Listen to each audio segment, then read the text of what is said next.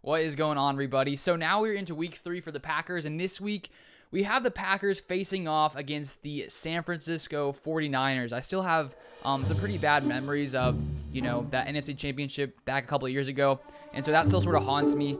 Seeing the Packers go to San Francisco to play against the 49ers, definitely a few things that I think as Packers fans we could potentially be worried about.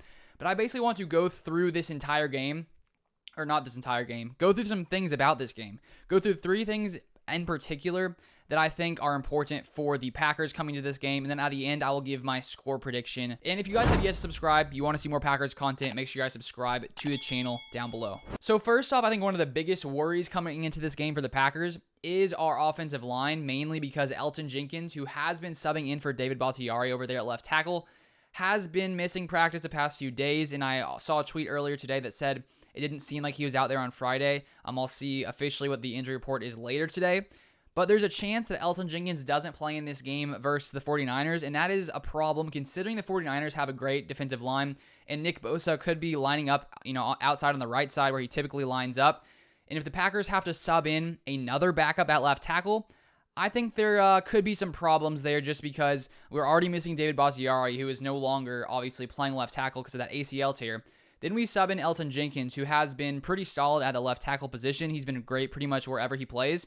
But if the Packers lose Elgton Jenkins, we're going to have to throw a guy out there, maybe Dennis Kelly, maybe Josh Nijman, maybe you move Billy Turner over there. Regardless, it's going to be a very tall task facing off against Nick Bosa. So that sort of worries me a little bit. So I'm hoping that Elgton Jenkins is healthy. And if not, hopefully whoever's there can at least, hold up for the most part. Because if not, and the 49ers are able to get lots of pressure on Aaron Rodgers, obviously, when that happens, it could, spell some trouble for this Packers offense. If we take a look back in 2019, in the 2 games the 49ers played against Aaron Rodgers, they sacked him 8 times in those 2 games.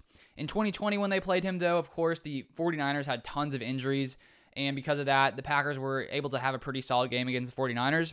So I'd say there are some worries that Nick Bosa, who's had 3 sacks in 2 games, potentially facing off against a backup left tackle, basically, that could be a problem. So we'll watch out for that, and hopefully the Packers can find a way to allow Nick Bosa to not go in there and completely obliterate Aaron Rodgers, because he probably wouldn't like that either.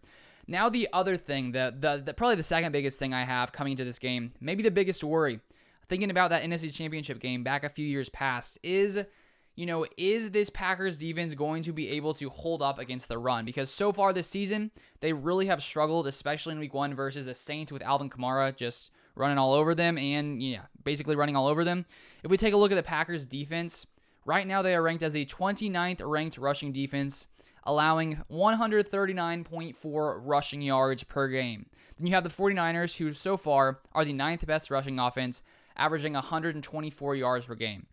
So the worry I have in this game is that the Packers defensive line isn't able to come in here and get the job done, as they really have struggled the first, couple weeks of this season. Definitely a weak link on this Packers defense. If the 49ers are able to come in here and dictate, the game script, able to come in here and run the ball against the Packers defense, that is going to cause trouble just overall. Because we saw in week 1 with Aaron Rodgers in there facing off against the New Orleans Saints, the Saints just dragged so much time off the clock. So the Packers barely had any possessions, and then the Saints just completely obliterated us. So that's my only worry, that the Packers defensive line can't hold up once again, because that's what we've seen, the first 2 weeks of the season. The second half against the Lions was a little bit better. We brought some more pressure, but that's probably another thing to look out for coming into this game. Then the final thing for this game I'm looking out for is, can the Packers get their running game going against this 49ers defense? Because we saw week 1 what happened. Packers only get 3 points total. They couldn't run the ball at all. Facing off against a light box, couldn't get Aaron Jones going. Then last week versus the Lions, Aaron Jones comes in there, has 23 touches in week 2 versus his 7 touches in week 1. Aaron Jones has 4 touchdowns versus the Lions. So will the Packers be able to feed Aaron Jones? Will they be able to get the running game going? Already talked about how the Packers could be without Elgton Jenkins at left tackle, which could cause some issues for this Packers offensive line.